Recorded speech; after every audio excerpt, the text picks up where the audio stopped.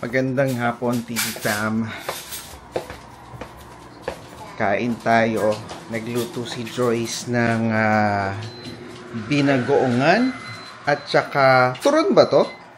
Lumpia. Ah, lumpia. Ah, ito yung ginawa ni Mami? Oo. From scratch. Eto, kain tayo. Ayan, kanina kumain kami ng spot prawn. Ayun. Ayan, gumawa si Mommy Bless ng lumpia. And then si Joyce naman yung binagoongan. Diba? Hi, Clark! Hi, I'm watching. You're watching what? I'm watching the Coffee. Oh. Which 1 billion? Okay. Pasensya na kayo. Medyo makalat. Naglalaro kasi si Clark. Uy, ayan pa pala. Anong tawag dyan? Bicol Express. Kain tayo ng LO. Ayan. Ay. Good morning. Nandito tayo ngayon sa Dynasty para mag-lunch. Nauna na tayo para makapagpa-reserve tayo ng upuan. So far, walang ulan ngayon. And which is a good thing. Kala, you ready? Ilang ano na lang ba? A month and a half? Yeah. A month and a half? A month and a half bago tayo totally makalipat. Yan. Wala pang masyadong tao. Perfect. Pabalik na nga tayo dito sa parking. Hindi na tayo nakapag-vlog doon sa restaurant. Naantay lang natin sila Joyce. Nakabuntot kasi sa kanya yung aming bunso na si Clark. Ayaw nahihiwalay sa kanyang nanay all of a sudden. Yung mga bata naman talaga dumadaan sa kanyang face. Ayan na siya. O, diba? Takbo-takbo. Takbo-takbo. Yup. Hi, Clark. Hi. Let's wait for Mom. You're so fast. Nanay. Did you help Mom? Obviously not.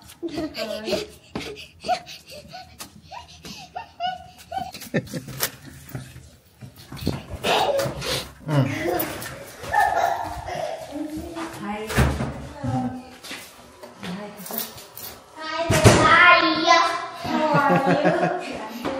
I'm good.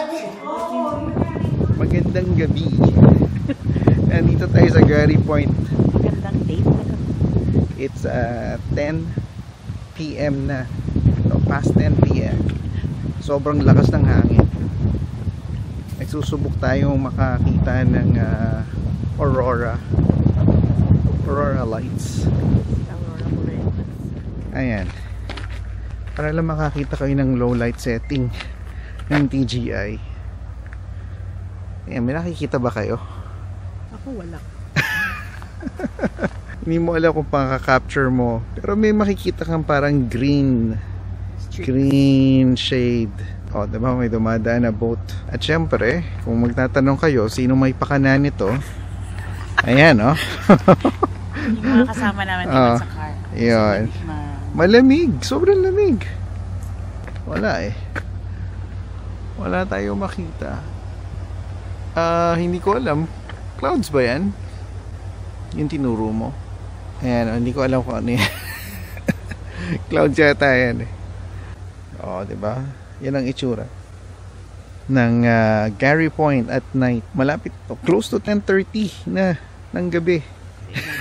Hindi ko maintindihan ba't kami nandito pa.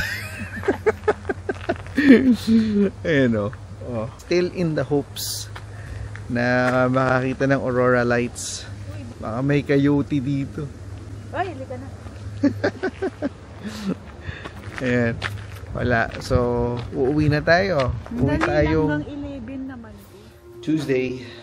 Kahapon. Hindi ko alam kung nakita niyo yung clip sa previous clip, no? Kung hindi ko man naipakita sa inyo, we attempted to look for the aurora lights sa Gary Point. However, Hindi siya nagpakita sa akin. Maliwanag eh. We stayed there up until mga 10:45 ng gabi. Hanggang 11 PM lang kasi open yung parking nun eh. So, hindi siya nagpakita. Mission failed. Regardless, at least we attempted. Sinubukan natin. And unfortunately, hindi nga natin nakita. Pero hindi natin masasabing hindi natin sinubukan. Yun ang importante. We tried. Anyway, papasok na nga tayo. So, hindi ko alam kung siguro I would hope na napanood nyo yung mga last vlogs natin. No, we've been preparing talaga. Ay nako, lip balm tayo. Sabi ko nga, no, hindi ko alam kung napanood nyo, pero sana napanood nyo yung mga previous vlogs natin. Talagang we've been preparing really hard na maikot natin yung sarili natin ng right knowledge with regards to being a landlord. And a couple of things lang na balak natin idagdag, no, sa mga gagawin pa natin is actually tatawagin natin yung property manager natin dyan sa current unit natin para makakuha tayo ng idea as to ano ba yung process ng pagpaparenta. I'm pretty sure meron yan kasing form na kailangan mong fill upan as a notice na yung unit mo ipaparenta. And ano ba yung mga guidelines? Let's say as an example, kung halimbawa magmo-move in yung tenant mo, meron tayong tinatawag na egress at saka egress fee. Normally they would charge you $100 to $150 na kung saan yung parang property management team bale isa-set up nila yung elevator na kung para magamit mo for moving in or moving out. And then yun nga, may karagdagang fee yun between 100 to 150. So isa pa yun sa mga kailangan nating gawin. Also, yesterday hindi ko na nga naka-i-vlog para lang at least mabilis kong magawa. I contacted and requested a formal quotation from the moving companies para ma-isa-detalye nila kung ano ba yung mga potential fees na babayaran natin pagka binook natin yung serbisyo nila. Things have been moving along talaga, no? Ibig sabihin, hindi natin pinapalampas ang araw na kung saan wala tayong accomplish na things to do. Yun, things to do.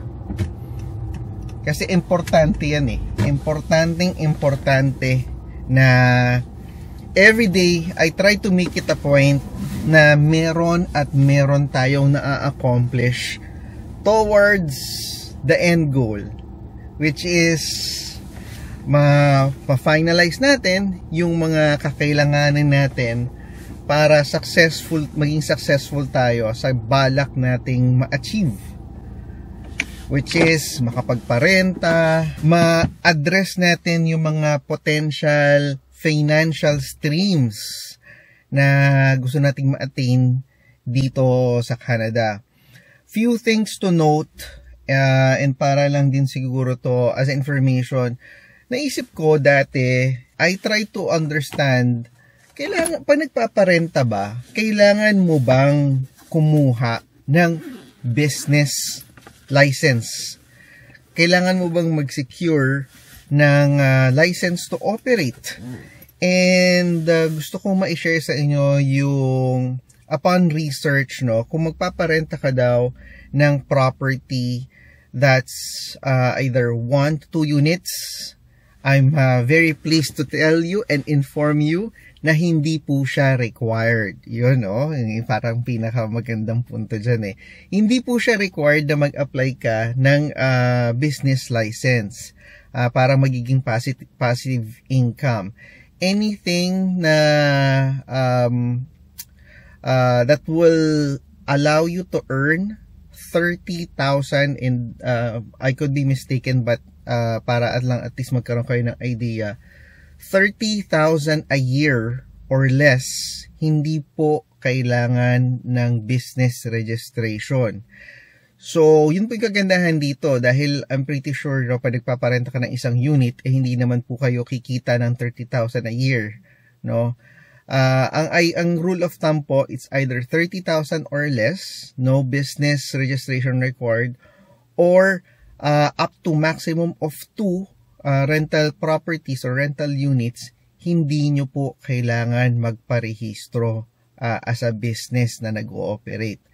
So, may leeway pa tayo, no? As of to date, isang unit lang naman yung paparenta natin. Hindi natin kailangan magparehistro. Pero kung kakailanganin man magparehistro para lang magkaroon kayo ng idea, dito ho sa Richmond, BC, ang registration would cost you $40. Ganun lang po kamura magparehistro ng negosyo dito sa aming lugar. And meron po silang tinatawag na title search, not title search. Meron po silang proseso dito na tinatawag na name search. Kung halimbawa, meron na kayong negosyo, no, at balak nyo iparehistro yung name nung parang negosyo nyo.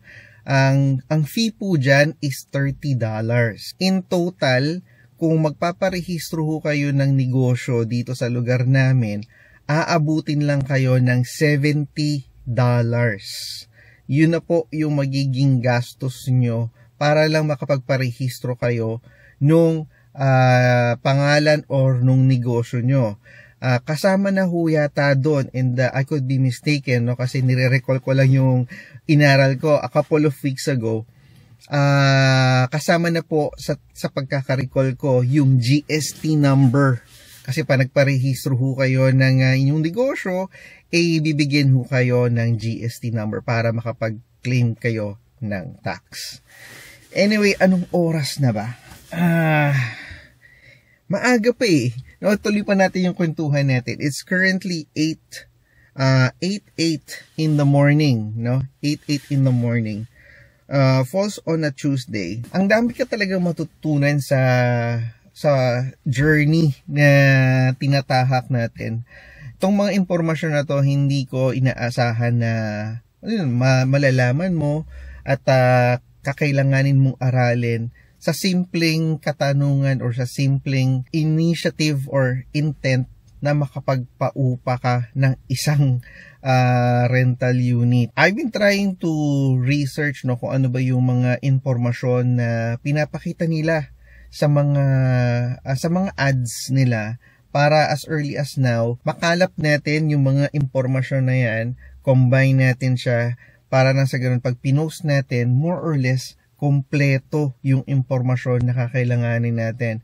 Majority of the posting na inaaral natin is yung mga posting na galing sa Realtor. Kasi pag nagpo-post ang mga Realtor, lahat ng impormasyon na parang pinaka-basic, nandyan ho. At yun ho yung kinokopya natin. Ang sama man sabihin na kinokopya, pero dyan tayo more or less magiging sure na yung mga impormasyon na kakailanganin natin for that particular posting is very relevant, no? So yung mga impormasyon na yan, it's a must na malaman ng isang potential tenant, no? Akala ko it's as simple as, number one, kailangan mo ba ng business registration? No. Kailangan mo rin malaman pati yung mga going market doon sa building nyo or sa paligid nyo para bago ka pa mag-post ng iyong ad, ma-align mo na yung parang pinaka-rates mo doon sa mga karatig rental units. Kasi mahirap kang mag-post dito ng sobrang taas naman na rates, 'di ba? Kasi dapat competitive yung rates mo. Kasi kung hindi, sino pang magrerenta sa'yo? So tatawag ako sa property management nung building namin para malaman ano ba yung proseso, ano ba yung mga kailangan na requirements para maipasa natin yan. even bago pa dumating yung araw na magpo-post tayo. Ngayon pa nga lang pinag-uusapan namin ni Joyce ano ba yung mas magiging beneficial? Dapat ba as early as now is i-post na natin kagad yung ad natin, no? Dapat ba ngayon pa lang ay sabihin na natin on this particular date we're looking for a tenant? Typical ba na ang posting dapat 1 month prior or is it dapat 1 month after namin maka-move out para makakuha tayo ng legitimate photos na empty na yung space at napinturahan na natin, na paganda na natin para maparenta natin yung unit. So yung mga ganyang information as early as now, inaalam talaga natin para nang sa ganon hindi naaayon tayo sa norm, no? Hindi tayo matataliwas doon sa parang regular process ng pagpaparenta. And sabi ko nga, no, it's not an easy feat na pumasok ka sa gantong klaseng proseso dahil ang pagpaparenta is a legit process na kung saan pag hindi mo ginawa ng tama pwede kang imbis na maka-relieve sa iyo in terms of income stream, makakadagdag pa yan sa iyo. Anyway, tuloy natin yung kwentuhan natin. Ngayon nga, balak na nating umakyat sa taas. Hopefully, by lunchtime, matuloy natin itong kwentuhan natin. Pero if not, later in the afternoon, no, pag-usapan natin pa kung ano pa yung mga ginagawa nating paghahanda bago tayo makapagparenta ng unit natin. City of mine, how I love the city of mine. It never gets me down. City of mine, how I love